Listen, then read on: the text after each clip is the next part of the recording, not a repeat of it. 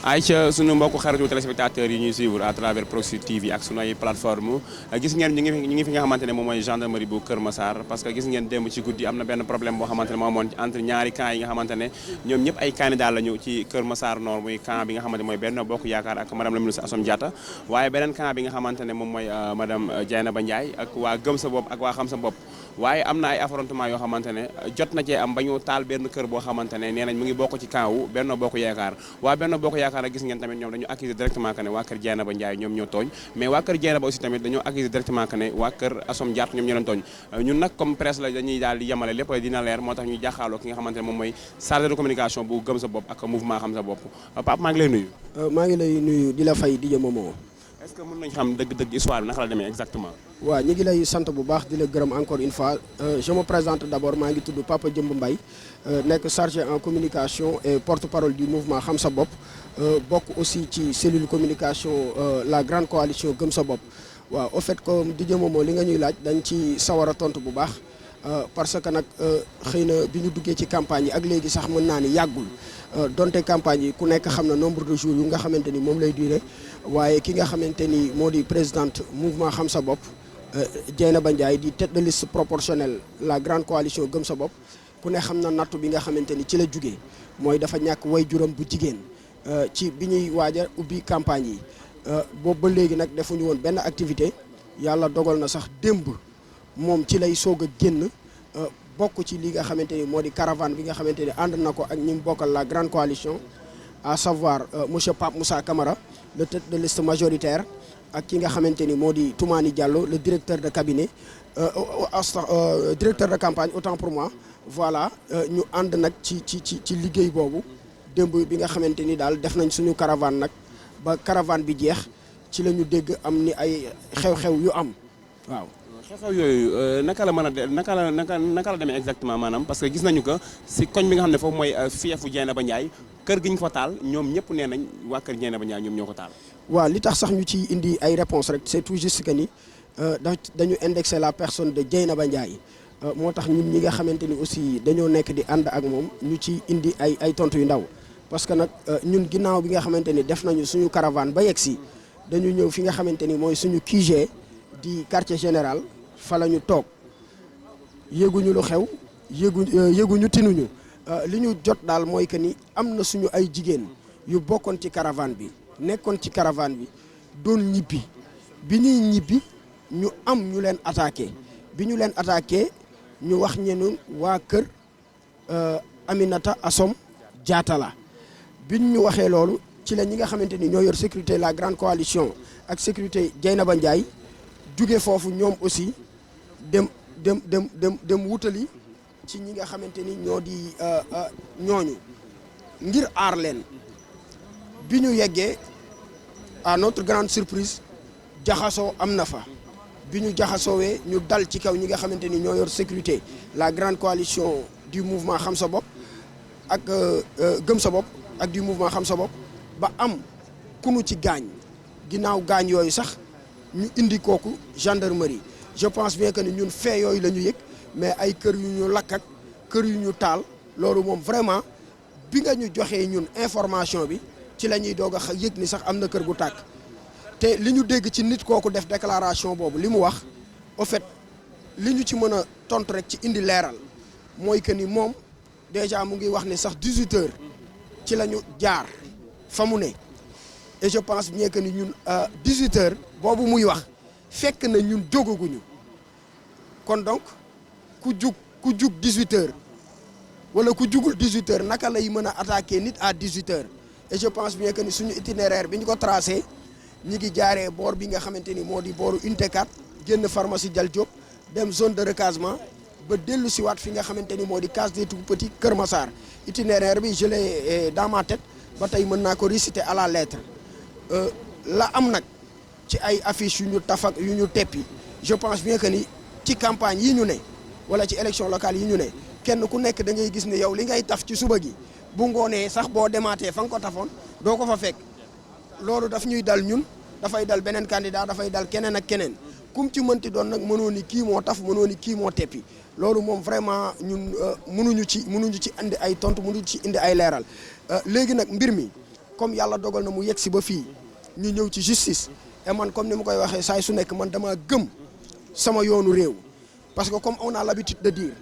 dans un état de droit il y a 3 postulats l'état doit se conformer au droit il doit se soumettre au droit il doit assurer l'exécution de la règle de droit et je pense bien que ni ñun ci yoon woowu noonu ci la ñu tegu di déglu nag ñi nga xamante ni ñoo yor yoon ñu doxal yoon. mais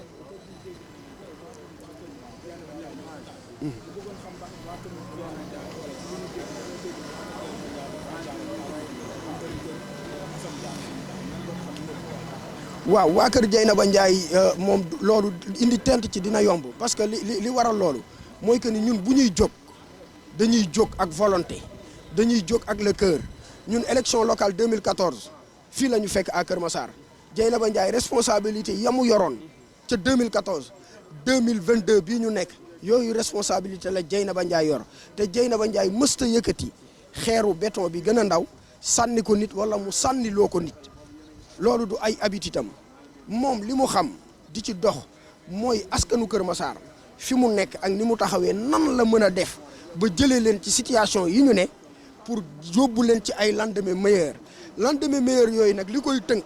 mooy ñun nous avons un projet politique soo waxee projet politique da ngay wax programme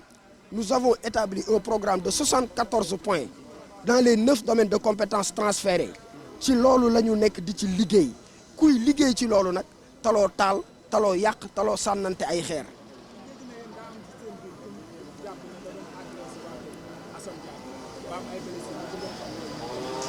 waaw xam nga nag ki ñu agressé moom la ñu agressé malheureusement moom la ñu agressé wëlbatiku indi ko gendarmerie xam nga sàcc bu nekk ci biir sàcc yi di yooxoo sàcc ñun loolu la ñu gis tey te loolu mooy li am parce que nag moom la ñu agressé gaañ ko gaañ yu metti ba pare wëlbatiku indi ko gendarmerie waaw nous dénonçons cela. en tout cas beneen bi tamit mooy ñu gis benn audio feed boo xam ne yéen seen candidat Dieynaba Ndiaye moom moo ciy wax ci vocal bi. te dafa menacé de mort madame la ministre Assome Diatta te loolu génn na ñëpp dégg nañ ko aussi est-ce que tamit nekkul loolu tax ñu leen di gën a pousser ci violence bi yéen ñi non sunu candidat di Dieynaba Ndiaye peut-être xam nga nit am na benn tempérament bu muy waxee parfois waaye xëy na mën du sax moom parce que nag xamuñu ko ci loolu te saay su nekk ñun ñi nga xamante ni ñoo nekk ak moom di ay ndaw fayuñu yabaluñu defaluñu dara dañu ànd ak moom comme ni ma ko waxee léegi ci un projet politique nit ki nag la muy wax du noona la mel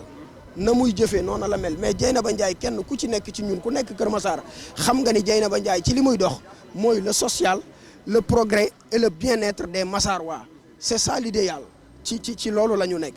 mais ci biir loolu tamit aussi ñu gis seen caravane seen ñaari camp yi yéen Benno Bokk Yaakaar ak bu Gëm Sa Bopp bu Kër Massar Nord rek la ñuy dégg ci Kër Massar ba mu daj même département bi du ñu dégg yeneen camp yi. lan mooy seen diggante yéen ñaari camp te ay jigéen la ñoom ñaar ñëpp. waaw xam nga nag dañuy wax ni lu yëngu lu ne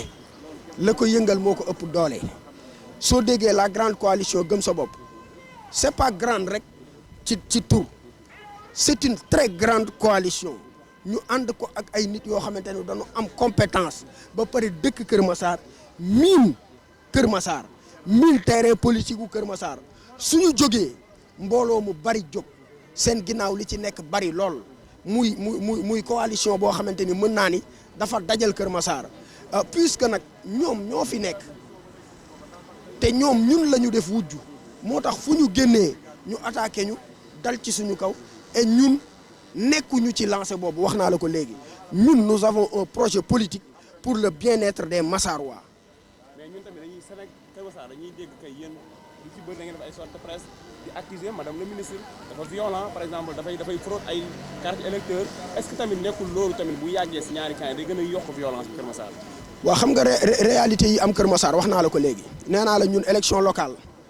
yu 2014 fi la nu fekkoon yi ko jiitu fi la nu fekk. bu 2022 bi fi la nu fekk moom kañ la fi ñëw kañ la ñëw à Kër Massar kañ la ñëw non sax dëkku fi sax dañ koy mettre entre guillemets comprendre nga parce que nag dëkku fi quoi qu'on puisse dire ñi fi dëkk xam nañu leen bi Kër Massar soxlaa ay doomu Kër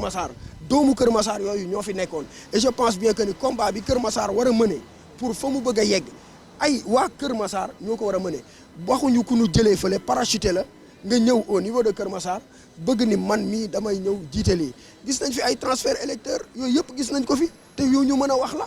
te mi ngi fi encore une fois li ñuy wax mooy que ni Kër Massar moom du ñu ko bàyyee ak kenn du ñu ko bàyyee ak kenn nag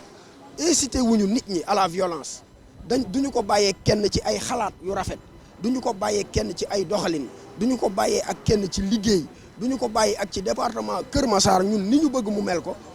ëllëg. ñu ngi lay remercier bu baax a baax ban message ngay jàllal aussi à travers li nga xamante moom mooy ci média bi par exemple man Proxi TV ak yeneen télé yi en tant que aussi koo xam ne moo yor kaddu benn coalition boo xamante ne mu ngi ci élection locale yi. ndax apaisement aussi jot na foog ngeen wax askan wi tamit maanaam wax leen loo xam dina leen convaincre ba dëkk bi am dal parce que yëngu-yëngu yi bëri na quoi si entre ñaari camps yi. li ñu mën a wax encore une fois ñu leeral aussi man je suis le chargé de com et porte-parole du mouvement Xam Sa Bopp mais je fais partie.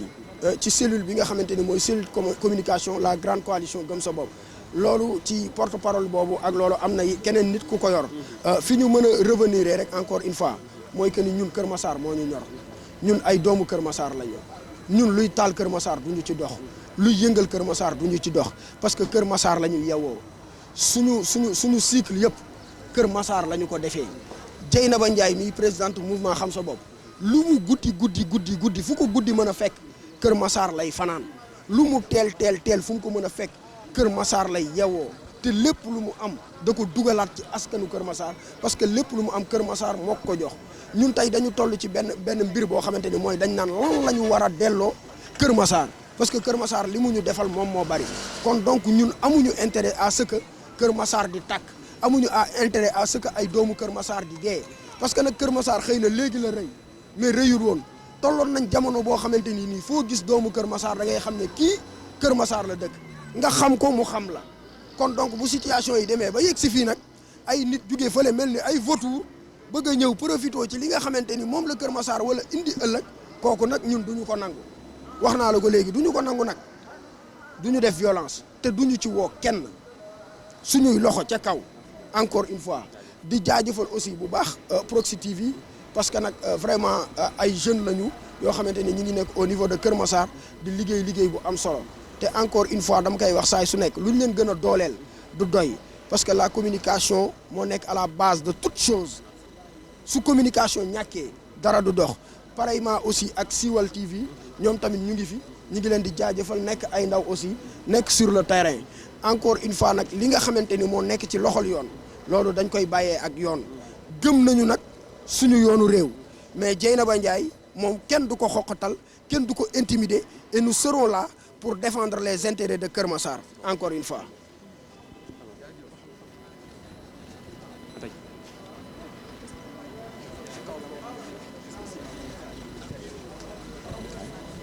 moom jarul mi si génn